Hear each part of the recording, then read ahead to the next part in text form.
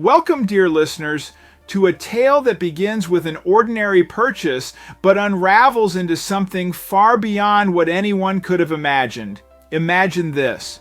Two brothers standing on a piece of land they've just bought, unaware that hidden beneath their feet lies a secret that will not only change their lives forever, but also connect them to a past shrouded in mystery.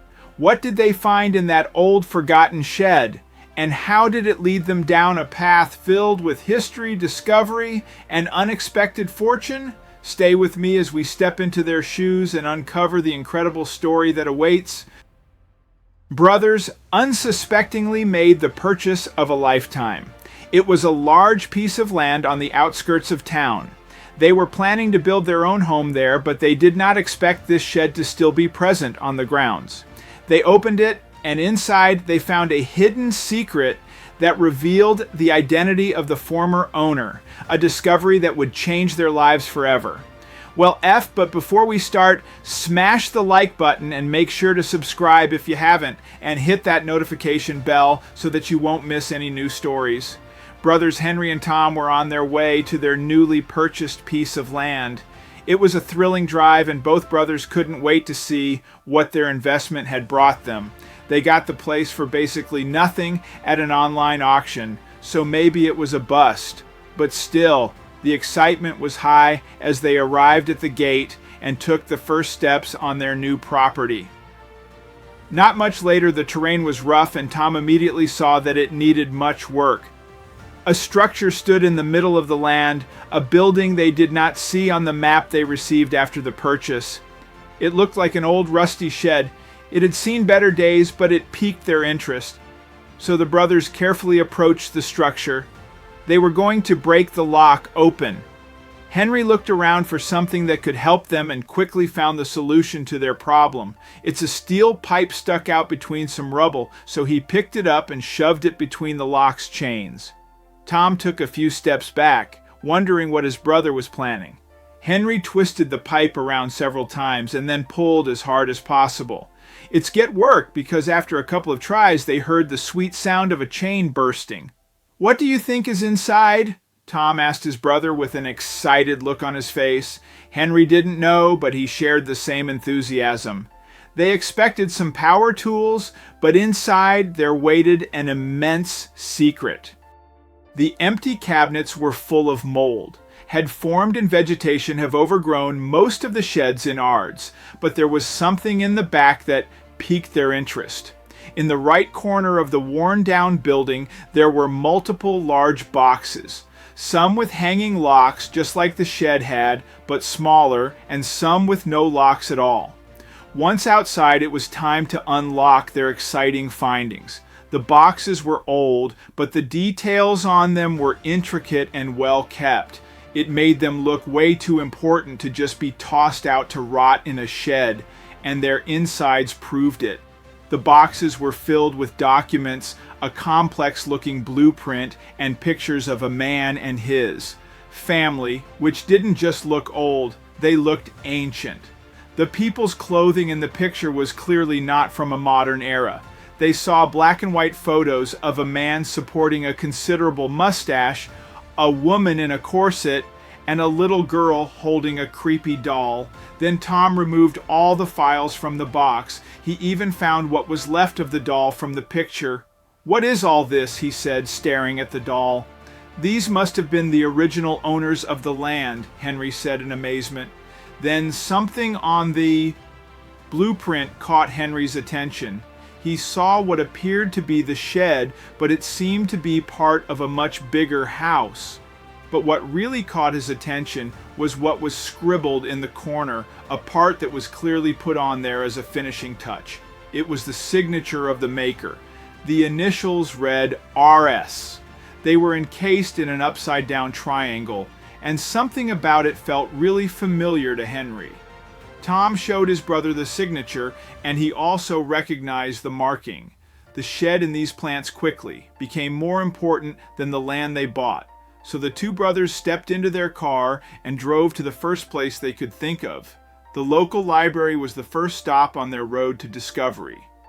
It held a vast collection of books about the history of this town, and the Wi-Fi was way better here than back at home. The two brothers split up tasks and searched for hours, but unfortunately their efforts seemed futile because they didn't find anything about the mysterious RS. They needed to find another way to find out more, with no other option left. The brothers agreed they needed outside help. Maybe someone in this town knew more about RS, so they decided to place an ad in the regional newspaper asking for help in their search for the mysterious RS. One day early in the morning, the phone in Tom's house rang. It was 6:15 O's and it was still dark outside. And who called at this hour? Tom wondered, slightly irritated. He picked up the phone, and on the other end, a man answered. Tom was surprised to hear the man was a historian. The historian explained that. He called because of the Addy. "I am convinced I can help you," he said. Tom was speechless. He couldn't believe what he just heard. So without a moment of hesitation, he put on his clothes, jumped into his car, and drove over to his brother's house. It was 6:45 when he rang Henry's doorbell over and over again. Eventually Henry opened the front door with a sleepy face, but his eyes lit up once Tom explained why he was there. "What are we waiting for? Let's go," Henry shouted as he put on his coat. Once at the workshop of the historian, the two brothers were greeted by an elderly man. So the old man told the brothers that the man they were looking for was named Robert Stevenson, the original owner of the land. "Stevenson, that is also our last name," Henry said. And all was the historian told them that Robert Stevenson was the wealthiest man in town, maybe even the entire region, and that he lived back in the 19th century. But besides his birth year and status, little was known about him. That caused the historian to be so fascinated by RS, and that's why he spent years of his life studying the mysterious man. The historian looked at the stuff the brothers brought with them and noticed there was a blueprint. He grabbed it and carefully looked at it. "I've got one of these as well," he said in a soft voice. Henry and Tom turned around and looked at the old with big eyes. A second blueprint? What could be on there? After scrambling around in his closet for a few minutes, the old man pulled out a large sheet of paper. The brothers waited in anticipation and soon saw it was a blueprint of their land with a layout of the house in the center of it. So Henry asked while Tom and the historian still stared at the paper blindly. He grabbed the blueprint from the historian's hand and put one over the other. And as he held the stacked pieces of paper to the light, the others gasped. The historian's blueprint, was missing a room. It was the exact spot where their shed stood. "Oh God, you are right," the historian said. He told the men that after Robert Stevenson's death, all traces of his life seemed to have vanished. His guess was that this secret room, which lay in the exact location of the shed, might have something to do with it. There was no time to lose. So Tom and Henry quickly thanked the old man and told them they would keep in touch if they found something. Within minutes, both brothers were back in the car on their way to the land in the shed they bought. Don and Henry stood in the center of the shed and looked around. They had searched this place before, and it didn't bear much fruit back then, but they knew more now. The brothers opened every cabinet and flipped every object upside down, but they found nothing. Tom was still searching fervently, hoping to find some clue about the past room that stood here, while Henry paced around. The sounds of his footsteps were dull due to the layer of dirt on top of the wooden planks until they weren't. Henry was so deep in thought that he didn't realize it, but eventually he noticed his footsteps sometimes sounded hollow instead. He stomped his foot on the ground to check. Henry felt a surge of disappointment go through his body.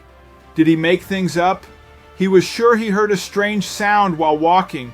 Henry moved a few steps and stomped again, repeating this process a few times. His actions caught the attention of Tom, who walked over, and then they heard it. After moving a few times, the hollow sound was heard. They looked at each other. "I think there is a hollow space underneath here," said Henry eventually. Disbelief drenched his voice. "Help me," he said as he stomped around to find out how big the space beneath was. There was at least a square foot that appeared hollow.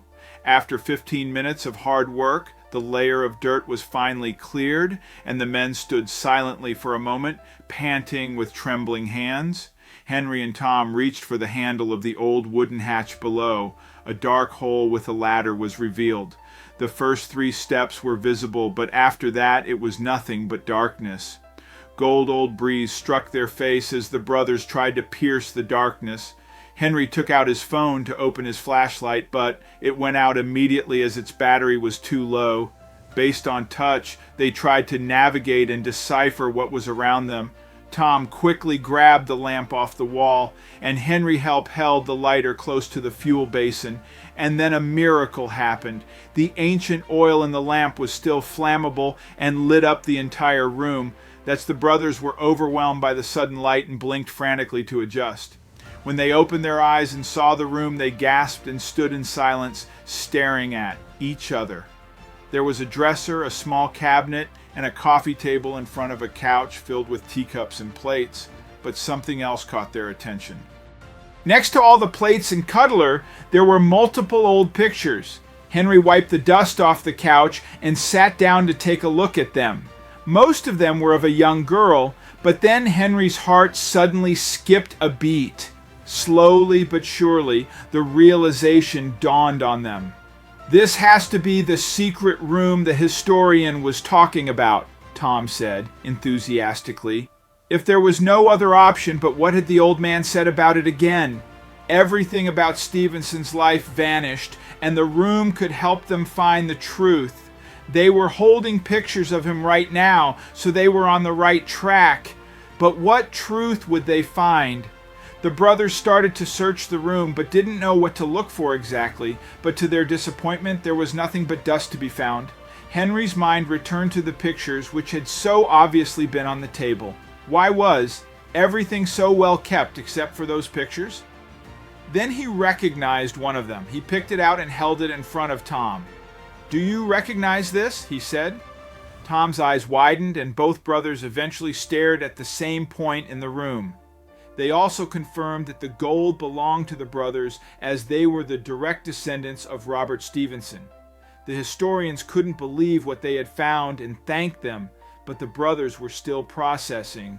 They had just become rich. Henry and Tom felt they owed their ancestors something, but didn't know how to honor their legacy. But eventually they thought of the perfect way. They used the blueprints they had found to build a house on their land, replicating Stevenson's original design. It took them years to complete, and they even included the secret room. The brothers felt a strong connection between them and their ancestors, but the house wasn't all they did. Next to their new home, the brothers constructed a small museum. This museum housed all the antiques, documents, and the story of their incredible discovery. They invited the historian to manage the museum, and it became a place of learning and curiosity, attracting locals and tourists eager to explore the rich history of Robert Stevenson in the area. The museum stood as a testament to their journey and the heritage they had uncovered. Years later, the brothers still lived on the property. They expanded it so their whole family could reside there. Looking back, buying the land changed the brothers' lives in ways they never imagined. It was not just a piece of property, but a doorway to their past and a bridge to their future. Thanks to their ancestors, the brothers could now provide for their family in ways they had never thought possible.